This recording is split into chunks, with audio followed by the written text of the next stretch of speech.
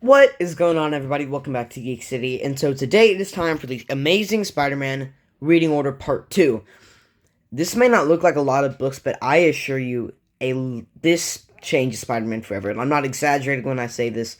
There's an event that completely changes the status quo of Spider-Man forever. To this modern day, he is still the same because of this one event.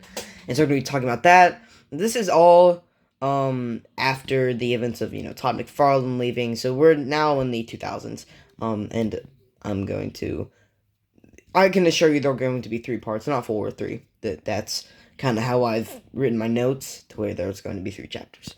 So, let's not waste any time and get started.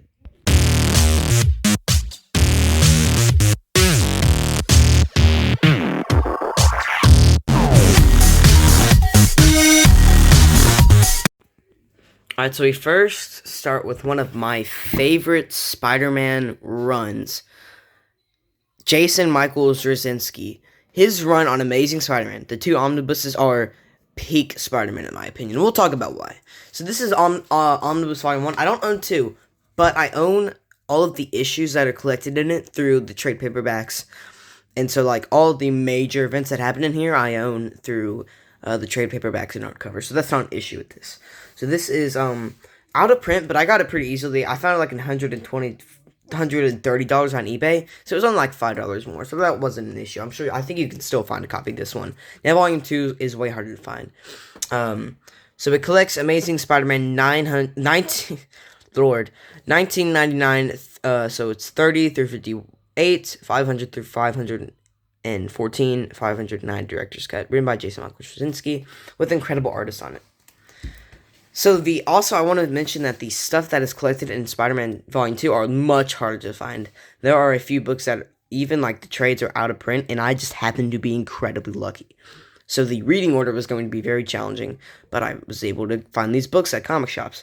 Not even in my area. I had to travel out, when I was with family. We happened to be close, and so, like, with the Tennessee vlogs and all that, check those out if you want to do so. So, let's not waste any time. I'm yapping. So, this is Jason Michael Straczynski, and this cover is incredible. I love it, by the way. So, this, I think, is just a great jumping on point to a more modern Spider-Man, because things are about to change, so it's not really modern, but there was a John Byrne run in between these, which does have MJ and Peter taking a break. They're not divorced, but they're taking a break, but, we'll talk about that. There's also the introduction of Moreland, and this character, let me find it, this character right here, you might recognize, well, you're not going to recognize, because he looks totally different, but there's a character that's in the new Madam Web movie. Here we go. Right here. Yeah, he's in the new Madam Web movie. Completely different, but, whatever. So this has a ton of great books in here. Also, Peter Parker is a teacher now. And that is something I wish we got to see in Spider-Man 2, the video game, more. Because this is he's helping students out, and it's incredible. And with Aunt May has a huge, how do I put this? Recollection. She notices something that kind of changes. It's hard to, I'm trying not to spoil, but I think I'm gonna have to with this. She finds out Peter's identity. She just does, and there's no way for me to really like sugarcoat it. She finds out his identity, and that MA in this book is incredible. I think Jason Michael Straczynski just understood these characters completely. And so everybody talks like I think the way they would. Like, I think it's just a great interpretation of these characters. I think he really understood them. And there's just some incredible dialogue. The dialogue is just great. Even the most casual interactions just feel like real life people talking. There's only one thing that's not good in this book. And we all know what I'm talking about here. This little story right here. Hold on.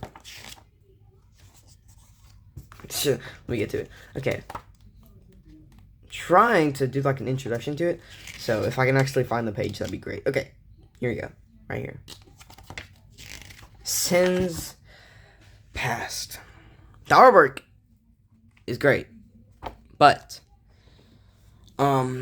it's one of the worst Spider-Man books of all time. Honestly, I would suggest if you're reading this, just skip this because it's already been retconned. And even JMS, I'm just going to say that for a shortened version, he regrets writing this, and I understand why. So here's the plot, if you don't care about being spoiled. Gwen Stacy had, also the artwork, again, the artwork is great. It's really realistic. There's Robert De Niro as the director. The artwork is incredible. But Gwen Stacy had an affair with Norman Osborn, and so they have little Green Goblin babies. I'm serious. So that's the plot here. They are fighting the little Gwen Stacy's 2 kids. This is a real story. I'm sorry. This is not a parody. This is a real book. This was actually canon for a period of time, and it's terrible. It's awful. One of the worst stories ever. I'm serious. But again, just ignore that, because the rest of this book is incredible, and that's not even canon anymore, so don't even bother reading it. Alright, so before we talk about the stuff that is collected in Volume 2 of the Omnibus, there is one large event I need to talk about. Because this causes everything, that everything is about to change with this. This is Civil War. I know I mainly am not talking about anything that's non-Amazing Spider-Man. Like, even in the past one, I didn't mention Secret Wars. But that's because there was an omnibus that I owned that I showed that had that issue, so I didn't bother. But with this has to be shown, and I'm serious, because I have to spoil it. But basically, you all know the events of Civil War. Captain and Iron Man are fighting. I actually really like this book. It's a little split on some people. The artwork is incredible, and I like Mark Miller sometimes. I think the Ultimates, I love everything he did with the Ultimate Universe, except for the Ultimates. I think that's terrible. But in this book, as you can see right here, he reveals his identity to the world. So that's the major Spider-Man thing that goes on here. He reveals his identity. And eventually he switches sides to Captain America's side. So that's also important. So as you can see right here, in this book, so these next 3 books I lucked out and found at different comic shops, because they're really hard to find. So here's Amazing Spider-Man Civil War. These are the tie-ins from the actual. So this is stuff collected in that Omnibus Volume 2. So these next 3 trades are all from the Omnibus Volume 2. But in this book, good old Kingpin hires an assassin to kill. Let me find it. To kill Peter, because his identity is known to the public, or kill MJ. I don't remember. But he's not a good shot, and so he fires. Oh no, okay, so he was a good shot. Peter dodges MJ out of the way, but look who's shot. Aunt May. Aunt May is shot. Yeah. That's not good. That's not good. So that leads us to the next story. This trade right here is $200 online, and I just happened to be at a shop and they had it. I'm the luckiest man alive. So yeah, here you go. This is it right here. This is Back in Black. This is the only reason he puts the suit back on is because Spider-Man 3 was coming out, and so they wanted to advertise the black suit. But it's a good book. So basically, this is Peter, obviously very grief-stricken and angry, and so he has this fight with Kingpin. And it's just showing how desperate he is getting to basically, save his aunt. So there's all these different things, spiders. And it's really sad. He's doing everything he can, but at the end of the day, I'm sorry I'm having to spoil so much, but I mean, I have to talk about this. This is changing Spider-Man forever, and you'll see why in the next book. So basically, Spider-Man cannot save Aunt May. He can't. He knows she is about to die. So that leads us into a very controversial book that I love. I don't care what anybody says. This is One More Day. This book is also considered, one of the worst Spider-Man stories, but I disagree. I think it's great. I think it's really emotional. I love it.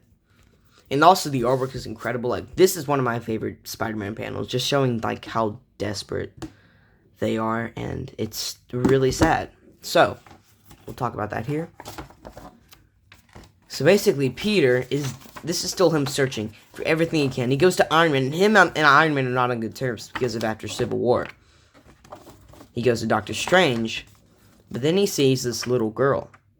Let me find it here. He sees this little redheaded girl right here. And the redheaded girl shows him this dude, and one more. Let me see if I can find him. Yeah. And so all those versions all of those are versions of Peter, and that little kid was MJ's daughter. And so yeah, it's pretty messed up. But here we have Mephisto. And Mephisto is willing to make a deal.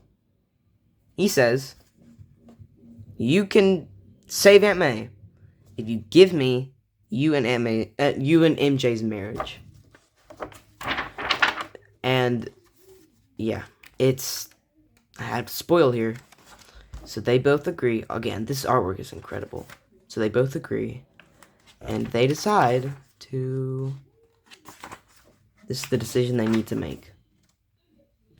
And so in order to save, again, look at that. That is incredible artwork right there. Just so realistic.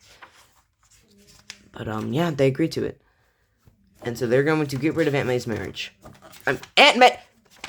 MJ's marriage. Lord. Okay, so you have this is an incredible panel. Incredible. And so her final words to him are, "Face it, Tiger. You just hit the jackpot," which is the first thing she ever said to him when they first met. So cheers to a brand new day. So now they do not remember him. And, so yeah. He's now younger now. And now things are forever changed. And a lot of people do not like what's coming up. So now we have the brand new day books. I only own 3 of them. There's like 15. There's a lot of these. So I think they're making an omnibus. This stuff is not loved in the Spider-Man community, but I still own them. They were on sale, so I was like, whatever. So here's the first volume with incredible Dustin McNiven artwork. I love Dustin McNiven. He's very underrated. So this is the brand new day. It's a large retcon. He's back to just being Spider-Man by himself. No MJ, and it's just a large retcon, because basically Marvel didn't like Peter. And even JMS did not like writing that book. He was just, kind of contractually obligated to, I guess. But Marvel didn't like them being married, so they wanted to change that. I think it's a terrible decision, but... So yeah, here are all these 3 volumes. It's okay. I don't think it's terrible, but it's nothing like, great or anything. And, him and MJ, of course, meet up again. Because, you can't have Spider-Man without MJ. So there you go here. But, like, it's, it's a little weird. I kind of, we had years and years of them being together. Now they're just not. Because Marvel didn't know what they were doing. But, whatever. So, we're going to skip some stuff. So, in between those, there's Superior Spider-Man, but I don't own that omnibus, and I was originally going to wait even longer to do this video to get that omnibus and find it somewhere, but I realized these videos are already supposed to come out in June of 2023, and it's now March, almost April of 2024. So I was like, okay, I'll just mention it. It's very important. Doc Ock replaces Peter's body and does a lot of stuff. But this is the aftermath of that with Volume 1, the Parker Luck. This one's really fun. And so this is the more modern status quo of Spider-Man. I hate the artwork. Humberto Ramos. I'm sorry, I've just never really liked his artwork. And a lot of people love it and how it, is this Spider-Man. A lot of people like the style of Spider-Man, but I don't get into it. But this is literally just Peter adjusting to all the changes that Doc Ock made to his body. That's essentially it. It's fine. Alright, so that's where we're going to leave it off here. We have a ton of events coming up that we will cover in part 3, like the Spider-Verse stuff, and then we'll talk about Nick Spencer's run, Spider-Man Beyond, the Zeb Wells stuff. All of that will be covered in Volume 3. So I hope you guys enjoyed. Please consider liking this video, subscribing if you have not already. Again, thank you all for the support. The amount of likes I've been getting and comments and subscribers has been going up a lot lately, and I just want to thank you all so much for that. It means the world to me. So, stay geeky.